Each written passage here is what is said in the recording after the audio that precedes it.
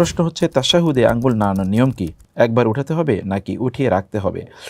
তাশাহুদে আমাদের আঙ্গুল নাড়ানোর নিয়ম সম্পর্কে ইবনে বাজ রাহিমাহুল্লাহ তিনি দুটো কথা বলেছেন। এক নম্বর হচ্ছে রাসূলুল্লাহ সাল্লাল্লাহু আলাইহি ওয়াসাল্লাম কানা ইউশিরু বিস-সাব্বাবাতি মিন আউয়ালি সলাতি মিন আউয়ালি তাশাহুদি ইলা আখিরিহি। রাসূলুল্লাহ সাল্লাল্লাহু আলাইহি ওয়াসাল্লাম তিনি এই তাশাহুদে তিনি তার এই যে আঙ্গুলটি এভাবে তিনি একেবারে এরকম সোজা করে না, এরকম একটু হালকা বাঁকা করে তিনি একেবারে আপনার তাশাহুদের শুরু থেকে তাশাহুদ শেষ পর্যন্ত অর্থাৎ সালাম ফেরানোর আগ পর্যন্ত এভাবে রাখতেন। এটি রাসূলুল্লাহ সাল্লাল্লাহু আলাইহি ওয়াসাল্লাম করেছেন। অতএব এটি একটি বিধান।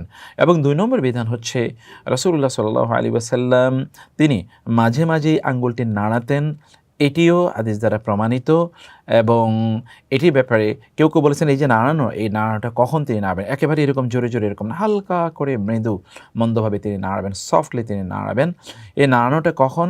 কেউ বলেছেন যেই জায়গাগুলোতে আল্লাহ আসে, যেমন ইমাম আহমদ ইবনে হাম্বল তিনি বলছেন যেখানে আল্লাহ আছে বা তার মাযহাব অনুসারে যেখানে আল্লাহ, যেমন আল্লাহুম্মা সাল্লি আলা, আল্লাহুম্মা বারিক আলা, আল্লাহুম্মা ইন্নী যালামতু, এই জায়গাগুলো যেখানে আল্লাহ আছে সেখানে, অথবা আশহাদু আল্লা ইলাহা ইল্লাল্লাহ, এই যে আল্লাহ আছে যেখানে সেখানে একটু এরকমভাবে নাড়াবে, এরকম একটি কথাও আছে।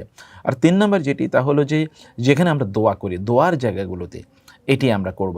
যেমন আমরা বলছি আল্লাহুম্মা সল্লি আলা, এই যে সল্লি আলা আমরা পড়ছি, আল্লাহুম্মা বারিক আলা আমরা বলছি, আল্লাহুম্মা ইন্নী যালামতু নাফসি যুলমান কাসীরা ফাগফিরলি আমরা বলছি, মাগফিরাতাম মিন ইনদিকা ওয়ারহামনি। এরপরে আমরা বলছি আল্লাহুম্মা ইন্নী আউযু বিকা মিন আযাবিল কবর।